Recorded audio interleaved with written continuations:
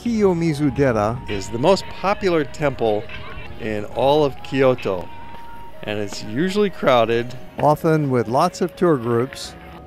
This video was photographed in the off-season, which was the first week of December, and even then it was fairly busy, comfortable, nice to have some other people around, so no problem. But if you're here in the peak season during the summer, in the middle of the day, there'll be so many people, you'll have a hard time getting to the railing to enjoy a clear view of the beautiful scenery. The main hall is the most spectacular single item here. It's up on large wooden stilts and designated as a national treasure. Large verandas and main halls like this were constructed at many popular sites in the past to accommodate large numbers of pilgrims. And then we have the views looking out across from the main hall into downtown, looking up towards the temple, which is up on the hillside. An old tradition held that if you could survive a 13-meter jump from this stage, your wish would be granted. Over 200 people jumped, and most of them survived, but that practice is now prohibited. You can also buy good luck charms at various kiosks here, and omikuji, which are the paper fortunes, and incense and various other talismans. Shoppers will be kept quite busy at the various kiosks, and you can also get a bite to eat at some of the food stands. The word Kiyomizu means clear water or pure water. The Ottawa waterfall runs off the nearby hills in 3 channels of water that fall into a fountain, and then visitors can catch and drink the water, which is believed to have wish-granting powers. And it's said that you will gain health, longevity, and success in studies by drinking from the 3 different streams.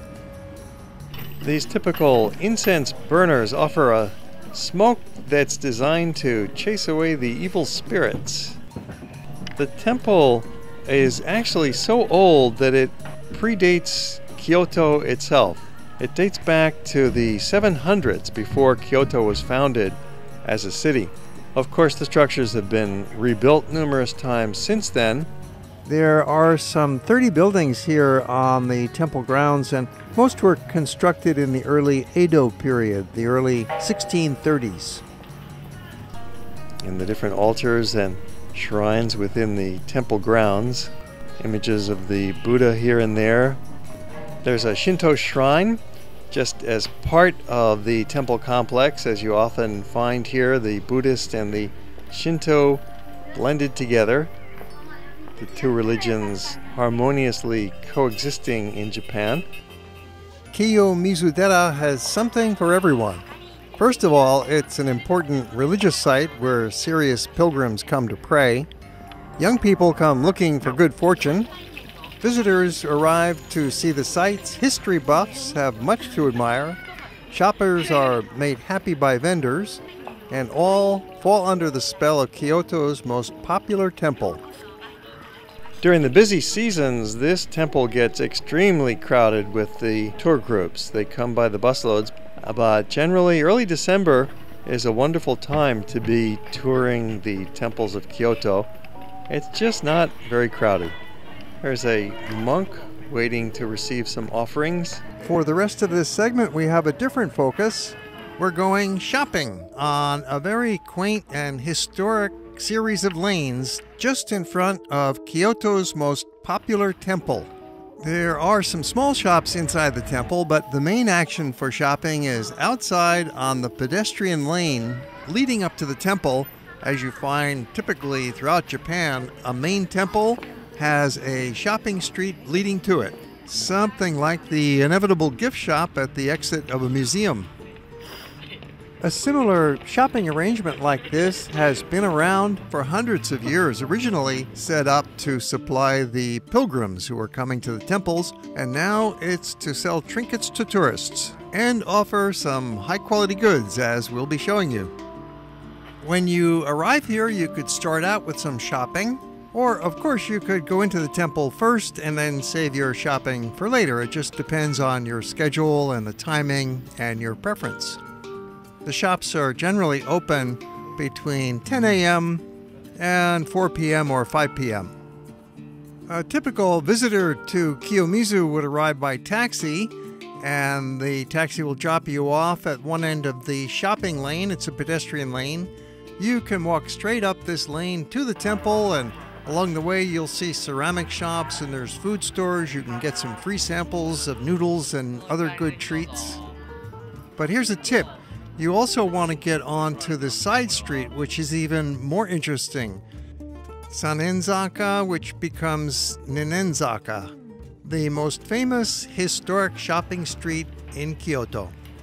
But you could easily miss it if you don't take that turn off the main lane and go down that fleet of steps, which will lead you into this wonderful historic zone. You can see you want to have good walking shoes for this slightly irregular flagstone pavement. But this neighborhood around the temples is not modern at all. You see here one of the older streets of town now, with the old classic wooden facades all along it, with traditional shops and restaurants, tea houses, snack bars. Really makes for a lovely walk. Our timing for this visit was perfect because it was not crowded. We're here in early December, which is definitely the off-season, and it's a weekday, so really there were not too many people around. On the other hand, if you come in the summer, it can get very crowded. That's one of the main comments you'll run into on TripAdvisor, people saying, oh, it was gridlock with bodies, I couldn't move. Of course, the majority of comments that travelers have about this street are really favorable. People are just blown away by how beautiful it is, how nice the shops are, and just generally how pleasant this atmosphere is. It looks like it's some kind of a movie set, but you're actually here walking through it in real time. Another of the tea gardens. This is a commercial garden attached to a restaurant. There are a few restaurants along Sannenzaka, but of course this is a touristic place, so you'd be better off eating a meal in the downtown area instead. But you cannot beat this atmosphere. You'll find the vendors are quite friendly and many of them speak a little English. You can pick from a variety of Japan-made goods. There's fans and bags and wallets, ceramics, lacquer dishes, and some side staircases. There's a residential neighborhood right behind these shop fronts. Ceramics are one of the very popular items for sale here, and they are made not only in Japan, but a lot of it is made right in the Kyoto area. It's a local specialty. Of course, you'll find all of the typical items for sale: fans, trinkets, miniature samurai figures and figurines. You can buy handbags and purses made from kimono material, perhaps a Japanese print or painting to hang on your wall. But some careful shoppers have noticed the prices on these touristic lanes are a little higher than you'll find in downtown, and the selection is pretty much the same everywhere. So keep that in mind, but when you're shopping, if you see something you love, just get it. You might never find it again.